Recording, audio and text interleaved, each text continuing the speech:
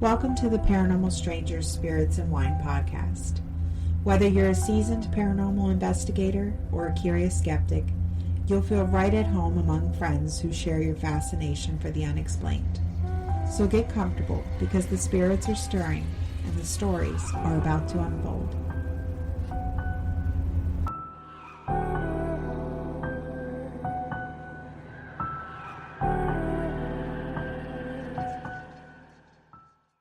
Hello, strangers. Welcome back to another episode of the Paranormal Strangers, Spirits and Wine podcast. I'm Samantha, and usually I'm joined by my co-host, Heather, but she's not here today. So I thought I'd take the opportunity to talk about a ghost hunt or a paranormal investigation that I went on solo while Heather was on medical leave. Me and my husband went to Hillview Manor in Pennsylvania, and it was a really great location. It was the first time we had been there, and I left there with some really good evidence. So I wanted to take the opportunity to talk about that investigation and to go over the history of Hillview Manor and talk about what an exciting and amazing place that it is. Haunted Hillview Manor is located in Newcastle, Pennsylvania. That was built in 1926 and spans over 80,000 square feet. Manor was actually previously known as the Lawrence County Home for the Aged. It once housed the county's mentally ill, severely destitute, and elderly residents who didn't have any known family. And now Hillview Manor is one of the most haunted houses in western Pennsylvania. Curious visitors have reported activity including voices, footsteps being touched, doors slamming, things moving on their own, and the sighting of various apparitions. According to the folklore, if you lay eyes on the little boy dubbed Jeffrey, who appears to about 6 or 7 years of age, you would die soon after. I actually haven't heard that before. I wasn't told that on the tour. Although no documented deaths have been attributed so far, Haunted Hillview Manor is open to the public, investigations, overnight investigations, paranormal convention tours, and more.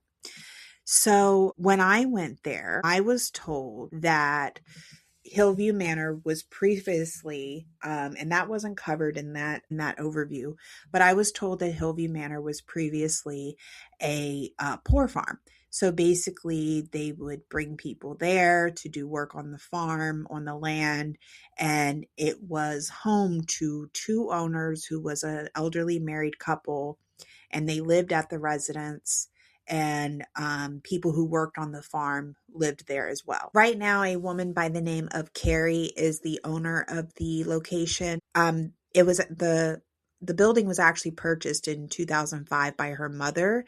And after her mother passed away, Carrie and her brother Greg took over the location. In 2016, unfortunately, her brother Greg passed away, and it left Carrie to look after the Haunted Hillview Manor by herself. This year, 2026, Haunted Hillview Manor celebrates its 100th birthday, which is amazing that it is standing 100 years later, and which also makes this a perfect time to do this episode. Over the years, the building has become a beloved spot for visitors and ghost hunters, paranormal investigators, drawing people from near and far who are fascinated by its stories and spirit that still linger within its walls. I would like to add that unfortunately the roof over major parts of the building is in now serious disrepair. Without urgent repairs, large sections of the building will become unusable. Because of this, Hillview Manor has put up a GoFundMe to help save their roof. They are looking to raise $80,000 for the repairs. And at the time of this recording, they've only raised about $7,000. So if you are interested in helping to save the roof of Hillview Manor and give this beautiful location another 100 years of history, please visit their website, hauntedhillviewmanor.com, where they have a link to their GoFundMe. So first, I wanted to talk about my personal experiences at Hillview and why I think anyone listening should go, not only to help them, your your ticket purchase for tours and overnight or private investigations will go towards helping them to for the upkeep of the location. A lot of times when you visit these locations, that's what you're paying for. A lot of them are nonprofit organizations, and when you purchase tickets for tours or paranormal investigations, you are helping them keep history alive. You are helping them maintain the home of the spirits that still reside there. Honestly, when I walked into Hillview, it kind of felt really welcoming. Sometimes when you walk into paranormal investigations, certain locations, you feel a sense of heaviness, maybe you feel um, darkness, sadness. But at Hillview Manor, I didn't feel that. I felt very welcome from the moment I walked into the door. At no point did I feel really like scared or any dark demonic presence. And the owners and the volunteers that help take care of the place and that go give you the tours, they make that very clear. They don't want people going around saying that there is demonic entities there, because it simply isn't true. Unfortunately, in the paranormal field, a lot of podcasts and content creators and YouTubers have gone on to make everything about demons and demonicness. And a lot of times when you visit these places, that just simply isn't the case. Let's be clear that demonic entities are a serious thing. And it really isn't something to be played around with. And certainly there's something isn't something that should be welcomed or influenced or brought in through seances or any sort of rituals that unfortunately a lot of people do at these haunted locations, it in abandoned locations as well. It certainly is a problem.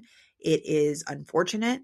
And I think all the demonic hype just needs to stop, because it's a bit much, to be honest. Paranormal investigating isn't about jump scares and being terrified. Most of us who go into this field aren't terrified. We are welcome of spirit activity. That's actually what we're seeking. That's why we're there. That's why we go to these places. I really hate all of the hype that has been put around it. I really hate all of the nonsense that is being manufactured. And I use that word with every fiber of my being. It is being manufactured, because anyone who is a true paranormal investigator knows that 9 times out of 10, you're not getting at all what you see on TV or on these YouTube channels that really hype up the situation. Now, I'm not, disclaiming that there is demonic activity, that there is darker locations and dark spirits, but it has not been my experience. And I've only encountered maybe a handful of occasions where I felt the need to leave, but it was not one of these, run and hide type situations that you often see. So, for anyone listening, whether you're a paranormal investigator, someone who's curious about the paranormal, or even a skeptic, just whatever you do, if you ever go on a paranormal investigation, please just show the location and the spirits that are there some dignity and respect. Please do not hype the location to be a demonic place or a place that's evil, because these places that are still standing today deserve respect. They deserve love and care, and the spirits there do as well. So anyway, when we went to Hillview, like I said, we felt, we just felt at home. Everything was beautiful and it was welcoming. It was hot. We did go, I believe we went in May of last year. We went in May of 2025, and it was hot, as is typical in these locations. They don't usually have AC or heating. So whatever temperature it is outside at these locations, it is typically a lot hotter or a lot colder. So always dress prepared. Um, but it was hot. But it was, they had fans going and they did have water that you could purchase. They made it as accommodating as they could, which is appreciated always. A little hospitality on a ghost hunt is never a bad thing. I've experienced that quite a bit going into paranormal investigations, where the owners or the people that take care of the location will make every effort to make you feel comfortable and welcome, and it's always really nice. So again, when we went in, they took us on a tour of the building. It is quite a massive building. There's lots of hallways. Think about a nursing home or a small hospital. It is rather large, lots of patient rooms, long hallways, lots of turns, but they gave us a very lengthy and informative tour where we were able to walk away with enough information to begin our paranormal investigation. We started on the third floor. It was extremely hot up there. We learned about the two jokesters. I believe one of them was named Larry. I'm sorry I didn't take better notes during the tour, but because it was hot and I was distracted by the overwhelming heat. But so on the third floor is the two jokesters. I believe one of them is Larry, and we heard a bunch of funny stories about how when it was a nursing home, they would like to pull pranks on the staff. And at one point, Larry, forgive me if I'm calling him the wrong name, but Larry, he walked to the nearest store and he got a shopping cart and stole a TV and brought it back to the nursing home because he was tired of having to share the TV. So that was pretty funny, but hey, you do what you got to do, right? So we learned about them on the third floor. We unfortunately didn't capture any evidence up there, really. We got a lot of noises, but it could be just the elements of the building. And again, Paranormal Strangers, what we do, we try to debunk every time we investigate. So we try to debunk noises and sounds and cold spots, as people call it. It could be the wind, it could be the building settling, it could be a window that's open and maybe you're hearing the elements from outside. There are many different factors that we try to rule out before we call something paranormal. So the third floor, we definitely heard a lot of noises, a lot of sounds, but we did not pick up any activity on our instruments or on our devices. So we were not able to confirm that those noises were paranormal. We started from the top and worked our way down. So on the second floor, it was more patient rooms.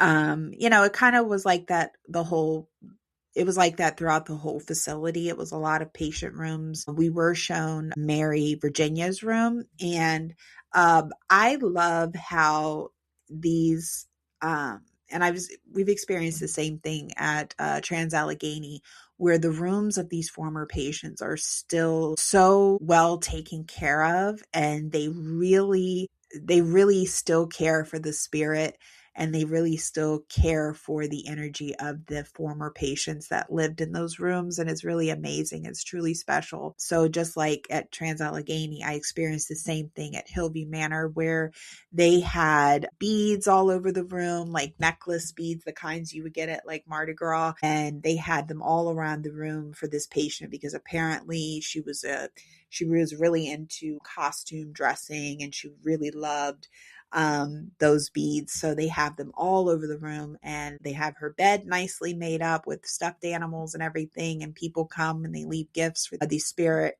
And it's really just amazing how even after someone is gone, the impact that they leave on that place can last for so long. It really is special and amazing. And I love how these locations that really care for the location and for the spirits that occupy it, I love how they honor that in a really beautiful way. And I kind of saw that throughout the whole place. A lot of rooms where former patients had lived had a lot of items that were adoring the patients and really honoring their life and who they were when they were alive. So that was great. On the first and main floor, there was a chapel. that was also served as a multi-purpose room where patients could come and they would perform plays, and they would have music and talents come in to entertain the patients. When it was a nursing home, and it was also where they held church. So if patients were interested in participating in religious services, they were welcome to do that as well. It very much still looks like a chapel. I do believe there was a crucifix. They had seating and everything, just as it probably looked back then. I did get a lot of activity in the chapel. That was pretty cool. I had my SLS camera. We picked up some figures on there. I got a lot of activity on the dead bell. If you listen to our previous episodes, you know that the dead bell is our favorite device used for capturing paranormal activity so far. It is the one with the most success and the most interaction that we've experienced. If you have a different device that you call favorite, please let me know in the comments. I'd love to know what device gives you the most interaction. But in any case, we had a lot of activity with the dead bell in the chapel. I usually do 1 for yes, 2 for no responses on the dead bell. I did get a lot of that. Then it kind of, as most paranormal activity, it kind of died down after that. We also went to the boiler room where we heard the story of a man who I guess was working on the grounds, and he had become intoxicated and he was out in the cold. So the grounds people or his coworkers had brought him in from the cold and sat him in the boiler room so that he could warm up. Well, they left him there. They came back, I believe, the next morning, and unfortunately, he had passed away in the boiler room. They're not sure if it was from alcohol poisoning or hypothermia or shock, but unfortunately, he did pass away in the boiler room. And I mean, geez, what a way to go. So we spent a quite significant time in the boiler room trying to interact with that spirit. The boiler room was really quiet, and that was the place that I felt most scared, I would say. Not scared per se, but more alert. I will say that. I was definitely on my toes, and I don't know if it was because of the element. The room itself, it's very dark. Just the looks of it. It looks like a boiler room from 100 years ago. So, it's not the kind of place that you would necessarily feel comfortable in. So I guess that had something to do with it as well. But overall, my favorite part of the night was when we went into the former owner's room. And it was like the owners had their own apartment and within the facility. And there's like this round table, and we sat at the table in the owner's apartment. And I put out my spirit box. I tried to communicate with the owners directly.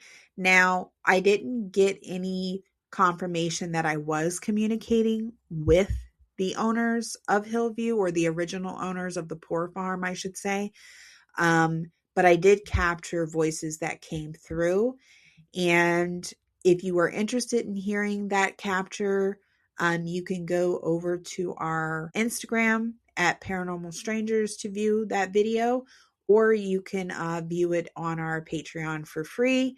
And while you're there, if you would like to subscribe to our Patreon, it would be greatly appreciated, and you would be helping to support our work, this podcast, and our future investigations, and all the love and work that we put into this. So if you would like to subscribe while you're there for exclusive content, video podcasts, early release on merch, and exclusive items that will be for sale only on Patreon, we greatly appreciate your support so much. So when we were communicating, I had picked up this idea, or this method, I should say, on another paranormal group. And I wish I could give the person credit for who gave this method, but unfortunately I can't. If you know who it is, please let me know. But I had saw somewhere with this gentleman, he used the method where he asked the spirit to say a word that had syllables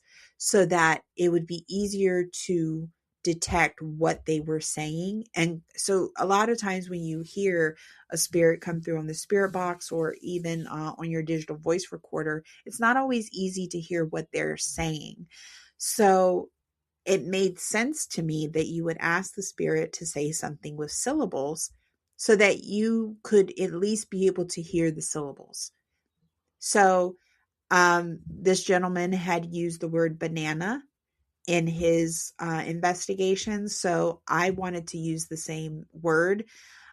So during my investigation at Hillview, I asked the spirit, I said, can you please say the word banana? And sure enough, spirit came through and it said banana, like that. And it was really exciting. I'm still excited. I get chills just talking about it right now. Because I have no doubt that that spirit was intelligent and it was communicating back to me and it was repeating back what I was saying. If you think about it, how amazing that is that the spirit can hear you, possibly see you, understand on an intelligent level what you are saying, and communicate that back to you through the veil. It really is amazing how that can be accomplished. We were really excited about that piece of evidence. Also, I had asked the spirit to say it again just to confirm. You always want to confirm.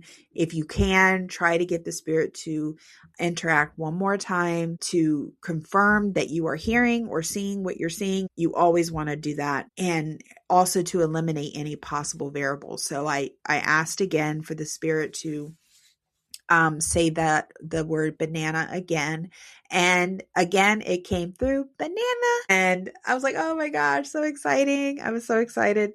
And I had said, thank you so much. And then a gentleman's voice came through and said, you're welcome. And that, oh goodness, that was like, I think the best. I think that is one of the top 10 pieces of evidence that we have ever collected in our history of paranormal investigating. And it was truly, truly exciting. It never gets old to communicate with a spirit on the other side of the realm that you cannot see or hear or touch or feel.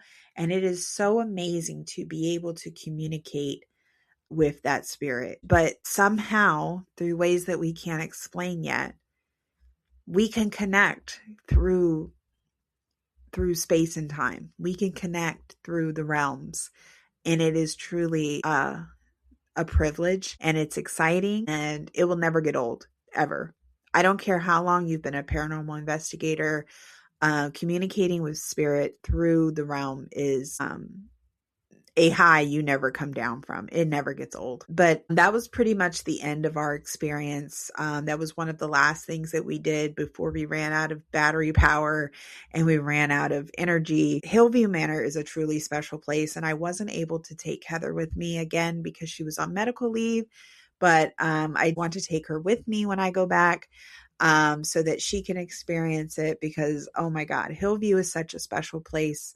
And it is a wonderful location filled with a lot of love and light. It is not, I don't care what YouTuber puts it out there, it is not a demonic, dark location in any sense of the word. It is a beautiful location that the owner and the volunteers that serve there have put a lot of love and into, and it deserves to be appreciated, and it deserves to be standing for another 100 years. So please visit their website at Haunted Hillview Manor to support their efforts in fixing their roof so that this location can remain standing and accessible to all who love it. And for paranormal investigators like myself to continue to go back time and time again to interact with the beautiful spirits there and to bring their stories to light and to continue our research and investigations. Please, if you are able, please do that. So this episode is going to be a short episode because unfortunately, without my partner in crime, I've got no one to bounce my thoughts off of, and vice versa. So I appreciate all of you for tuning in and for listening to this episode and allowing me to share my experiences with you, and for tuning in to learn about Hillview Manor. It's really an amazing place. So, again, thank you so much for listening. Thank you for tuning into the Paranormal Strangers Spirits and Wine podcast, and stay strange. Thank you for joining us on this episode of Paranormal Strangers Spirits and Wine podcast. We hope you enjoyed exploring the mysteries of the unknown with us.